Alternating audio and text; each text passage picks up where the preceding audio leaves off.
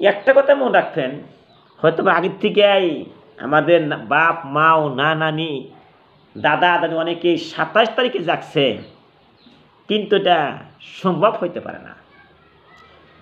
কোন কেতাবে আমি আসামের আমির হামজা অনেক কোরআন এবং হাদিস গাইতে দেখছি, কোনো জায়গায় পাই নাই যে 27 তারিখেই খাটাং সবে কদর।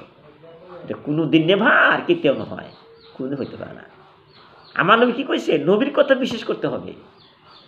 যেমন রমজান মাসের 21 তারিখে জাগবেন, সবে কদর পাইলেন ভালো, পাইলেন না 23 তারিখে জাগবেন, তাও পাইলেন না 25 তারিখে জাগবেন, তাও পাইলেন না 27 তারিখে জাগবেন, তাও পাইলেন না 29 তারিখে জাগবেন, নিশ্চয় আপনি সবে কদর পেয়ে যাবেন ইনশাআল্লাহ। তাই আমি সবে কদর বিষয়ে কিছু আলোচনা করতেছি, গাছ বৃক্ষ কীভাবে, হ্যাঁ ওই বিষয়ে আমি কিছু বলতেছি, আমরা শুনবেন।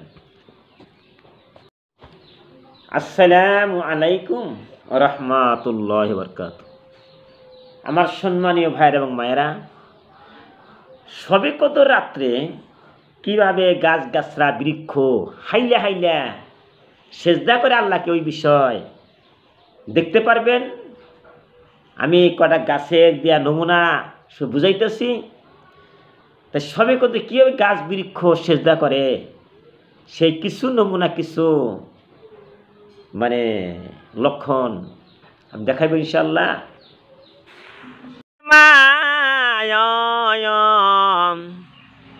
এত সুন্দর সুন্দর কাঠল গাছে দেখতেছ মা, তুমি যে রোজা রইছা, তোমার জন্যে মা জান্নাতের দরজা আল্লাহ খুলে দিছে। যখন তুমি জান্নাতের মধ্যে যাইবা মা, এত সুন্দর সুন্দর কাঠল খাইতে পারবা। রোজা থাক,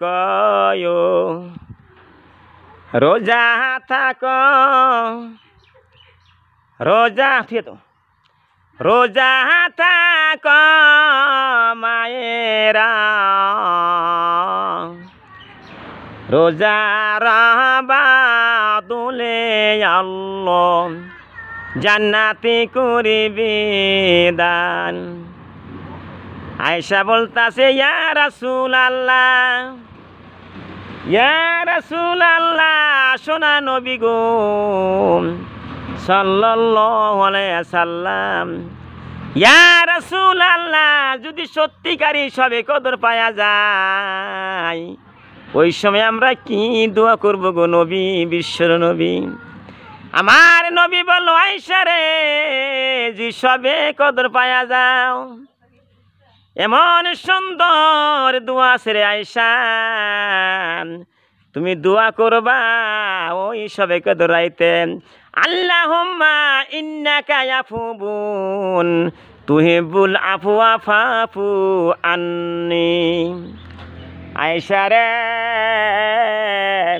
এই দোয়া তুমি বলবা ওই রাইতের ভিতরে, আল্লাহ তুমি ক্ষমাকে ভালোবাসেন, তুমি ক্ষমাশীল, তাই তুমি আমাকে মার্জনা মাফ করে দাও, ক্ষমা করে দাও, আল্লাহুম্মা আমিন।